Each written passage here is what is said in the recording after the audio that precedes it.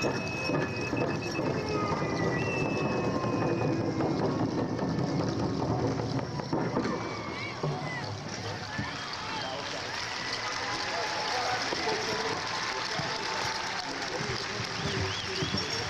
asking that the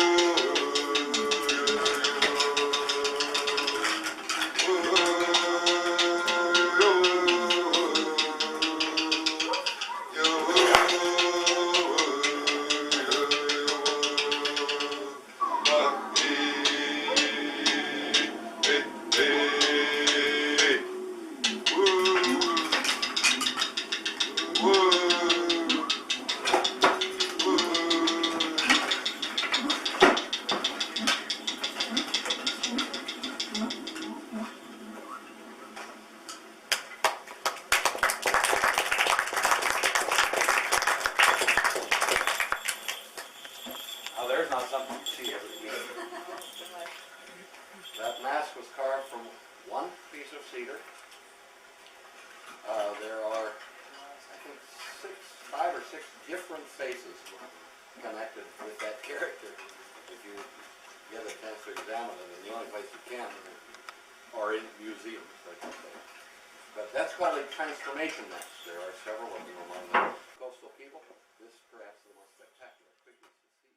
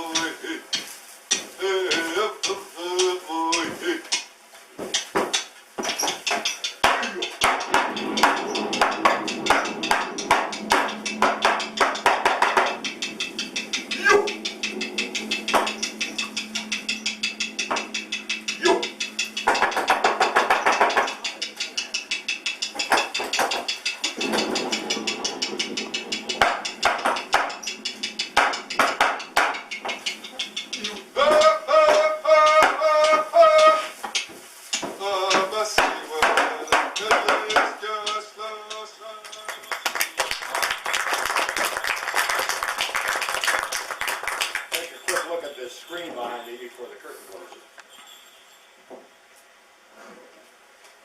There it goes. The people of the Northwest Coast, Vancouver Island and north into Alaska. That's okay, you can close it now. We need to get this set. Developed the only classic art form north of Mexico. The Mayas are the only other people in the New World who had what is called a classic art form, which means it is based on the golden rectangle of the Greeks, not that they knew the Greeks, but on the same mathematical forms that developed in ancient Greece and became the classic art form. Several types of art. The screen, the killer whale screen you just saw, is the kind where a subject is taken, split down the center, and opened up, so you see both sides of, in this case, the whale at the same time. And then other elements worked into the pattern design. Faces were filled with the ovoid, sometimes called a salmon eye, I think is another name for it, but the ovoid was a very important part of Northwest art. And if you know the art form, you'll never get stuck buying bad Northwest Coast art. And believe me, there's a lot of it out there. So if you're interested in purchasing good art, get to know somebody who knows the art form, because it is very technical, very mathematical, and a gorgeous, gorgeous art that was recognized by the Europeans 100 years before we here in this country recognized it as art. In fact, up until 30 or 40 years ago, anything our native people produced was considered craft. We've all heard Indian craft, right? Okay, now, as I mentioned before, stories are very important. And what you're about to see, David and I had worked on for 2 years before we were able to present it for the first time, middle of last year. Haida Gwaii means the islands of the people. Now on the maps of today, every islet, every scrap of land, inhabited or otherwise, lies in the shadow of somebody's national flag, and is named for some monarch or politician. Haida Gwaii is the westernmost part of Canada, and it's named not for the Haida, who have always lived there, or even for Raven, who somewhat surreptitiously placed them there, but rather for a woman who never saw them. Her name was, let's see, Sophie Charlotte von Mecklenburg-Strelitz. The British called her simply Queen Charlotte, and she was the wife of the mad King of England, George V. So Raven, who sometimes likes to call a rose a skunk cabbage just to see what kind of trouble he can cause, has tricked us again. He has taught us to look at Haida Gwaii and say, Queen Charlotte Islands. The story you're about to see comes from the Haida of Haida Gwaii. Before there was anything, before the great flood covered the earth and receded, before trees covered the land, before fish or birds flew in the sky, or fish or whales or seals or even killer whales swam in the sea. An old man lived in a house on the banks of a river with his only child, a daughter. Now whether she was as beautiful as a hemlock frond against a warm spring sunrise, or as ugly as a sea slug, really doesn't matter very much to this story, which takes place mostly in the dark.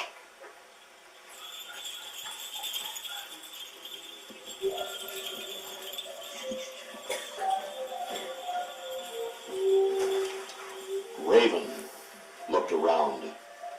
There was no sun, no moon, no stars. Raven was somewhat less than satisfied with this state of affairs, since it led to an awful lot of blundering around and bumping into things. He had to grope his way along the beach until he came to the Nass River. He had learned from the fishermen of the night about an old man and about the bright treasures he kept in his house.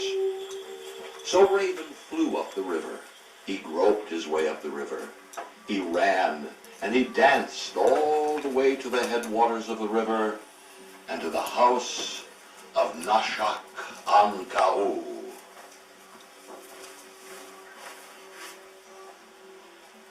He was wealthy, that old nobleman. He had many treasures, But the greatest ones he kept in boxes there in his house. The sun, the moon, and the stars.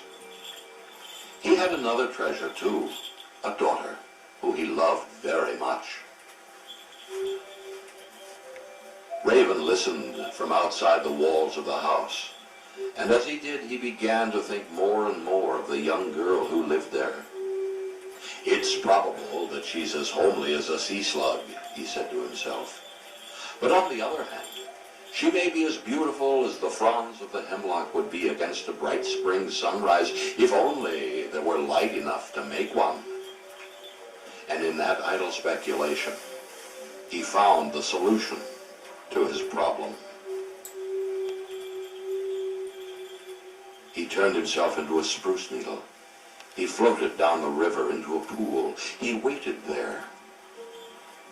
The servants didn't notice him when they brought water to the house, and the daughter didn't notice him either when she dipped her ladle into that water and held it to her lips and drank. She didn't even notice Raven as she drank him down. And now he was inside her. He found a soft, comfortable spot where he transformed himself once more, this time into a very small human being. And he went to sleep for a long while, and as he slept, he grew. The young woman didn't have any idea what was happening to her, and of course she didn't tell her father, who noticed nothing, because it was so dark. Until Raven at last emerged triumphantly in the shape of a human boy-child. He was a strange-looking boy, and he was noisy. He had a cry that contained all the noises of a spoiled child and an angry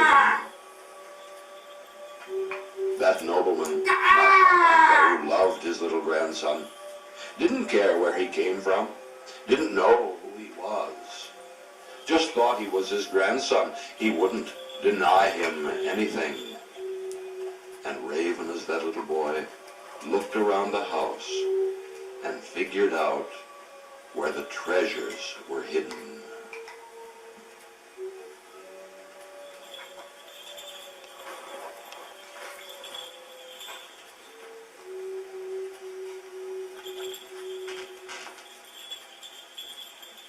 And so when he was old enough, Raven asked to play with one of the boxes. His mother said no, but Raven cried and carried on so much that the old man gave in to him.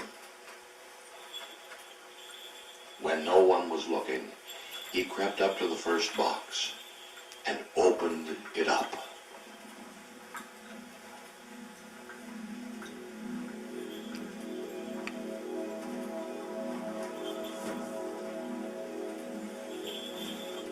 Up through the stars, up into the nighttime sky, up they all flew, out of the box, up through the smoke hole,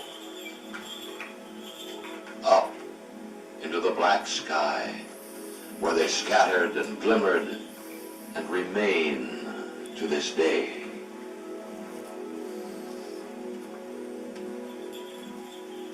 Nashak Ankau could hardly believe it.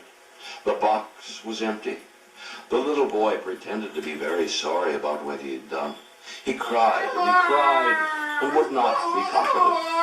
Finally, to stop his crying, Nashak Ankau gave him the second box to play with, even though the boy's mother didn't think he should have it. Maybe she was thinking her old father spoiled him too much.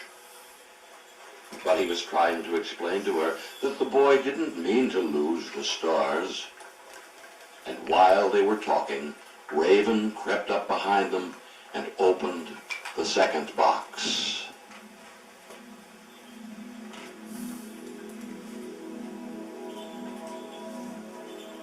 Softly and silently, the moon rose up and out of the box. The old man tried to catch it, but couldn't. Nobody could. It didn't belong to anybody anymore. Now there was a moon in the nighttime sky, and people began to see what kind of world they lived in. The old man grieved over the loss of his possessions. Still, he loved his little grandson, and he forgave him. But he wouldn't let him near the last box. It was his final, greatest treasure, the box of daylight.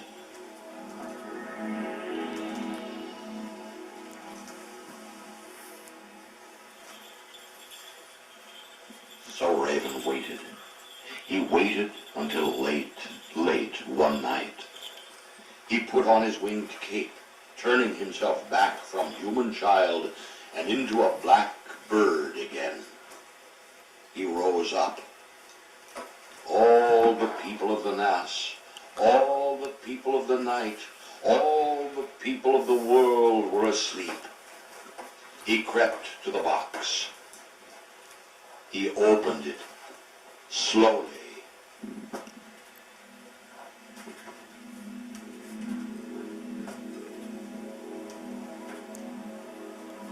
A great light shone up.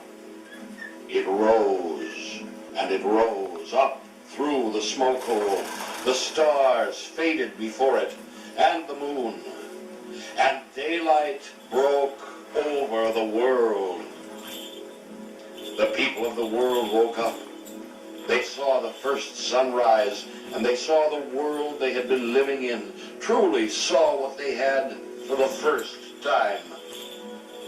And Nashak-an-Ka'uz saw too. He saw Raven, recognized him for what he was, and he knew what had happened. He grieved for the loss of his treasures. He grieved even more for the loss of his grandson. But just then, a sunbeam fell upon him, warmed him, and he looked around and he saw clearly. And for the first time, he saw his daughter. The old man saw that she was as beautiful as the fronds of a hemlock against a spring sky at sunrise. And he began to feel a little better.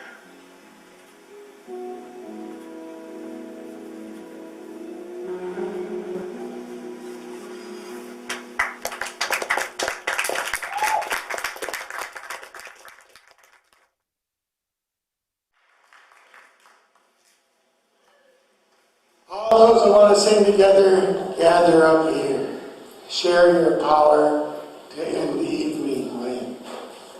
A long 10 days to go. Many beautiful things we will see during that 10 days. Many wonderful people will get to know each other. And we're going to leave this place at the end of this conference with many beautiful memories and a number of new friends from both sides of the waterway. I'm going to ask the Makah people to lead us in a song. I'm going to ask the visitors to come under. Somebody come and use my drum. I'll sing. Don't knock each other off. I guess I got to share here a little bit here with what happened in DFA. Last Friday, River Cause got another whale here. Because of my brother-in-law here, his steady stomach is full of whale meat, so he's been out there, which is makes me feel good. We always share when we do this. We lost one of our elders here. That's how we started out our program the way we did here. We lost Isabelitis. She was 101 or 102. I was there when she was 100.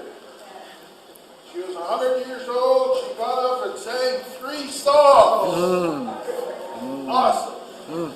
Very inspiring. When you have elders like that get up there and sing, we can do it tonight, can we? Hey, the last song I'd like to start out with here, I don't know how many we're going to be doing, but the song we're going to do is we are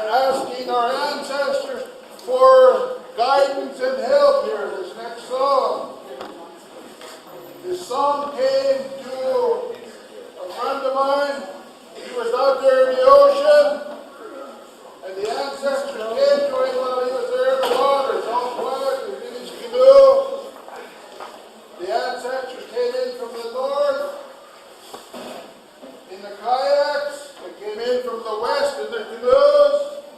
They came in from the east in their horses, and they walked in from the south. And they said, we're not leaving until you learn this song.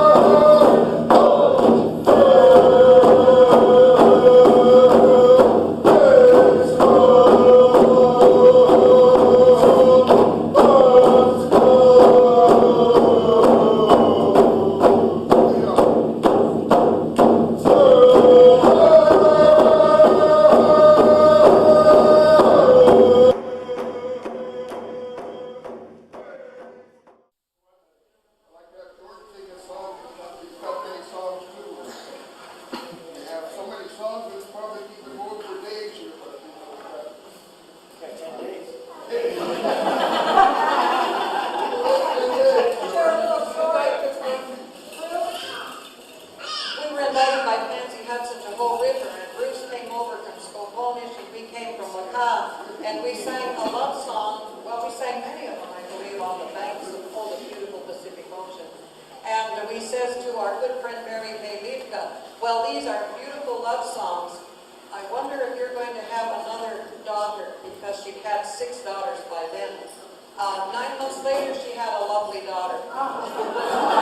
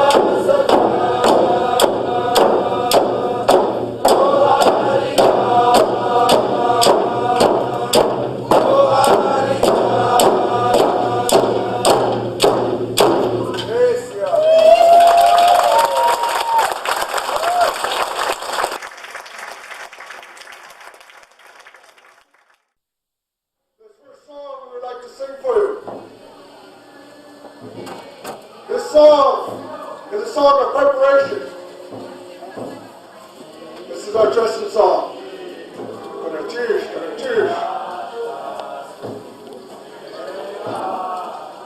Long time ago, our neighbors from other villages would paddle up to our clan houses to hear our stories and songs, to watch and listen. But in the wintertime, in the place where we come from, it gets dark early, and often it's cloudy, and our guests would paddle the canoes in the dark. a beacon fires on the beach for them. At night, there were fires on the water. But now, we are the travelers, and we watch for the fires ourselves. And as we travel, we bring with us the words and the love and the trust of our friends and our relatives at home. We honor the great clans, those that own these stories and these songs. And we thank them for giving us permission to use them. We celebrate the drum. We celebrate the fire and the water. And we close our eyes. And we are alive.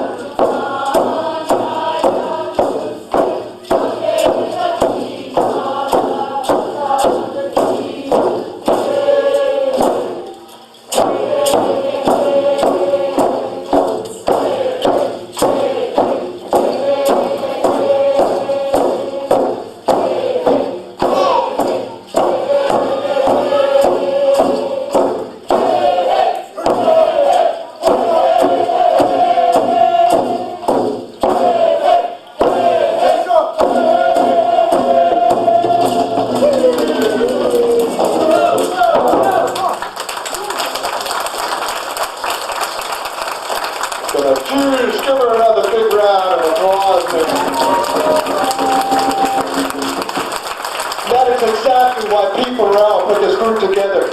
For our young people on here, we have several of our youngsters here. And that's why we are here. That's why all of us are here, to continue with our heritage and our culture. This next song, we're going to sing for you. We're going to ask you to join us by standing up, and you raise your hand up in the sky like this, and just shake it to the beat of the drum. But this song is called Cha'ade Yorunatika. But the words to it is that it will not be forgotten. Our grandfather's land, our voices will be heard on it. Trust in our feelings for our aunties.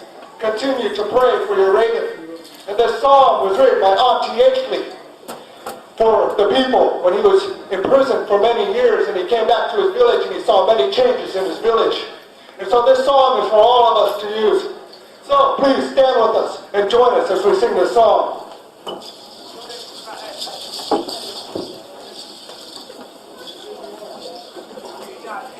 Oh, there's a God. Oh, there's a God. Good.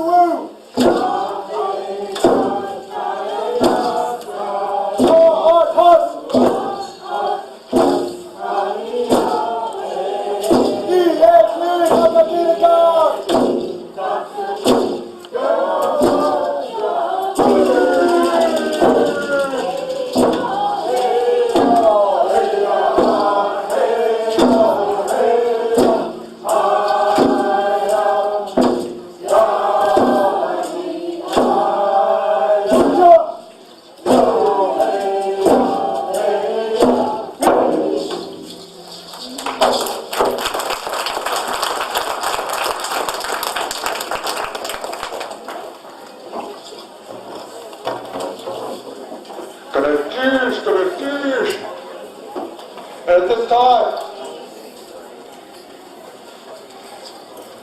thank you for joining us. And all these songs have great meaning to us, as it is for everybody here. And I thank you for joining us here. This next song here, we're laying down a blanket here. And you honor your Father's people. When you hear your Father's people being called out, please come up front and show your gratitude. We lay this blanket here, and we ask for any kind of donation. This here, what we're going to have for, is going to be our elder, Anita Lafferty, where she traveled down from Judah for many miles, and she spent much time with us. And for her appreciation, we are going to show, we bring this blanket out for her. And if you just would like just to hold your hand up and just say, "Gonna teach you," just to dance and show your appreciation. Again, I say thank you. Gonna teach.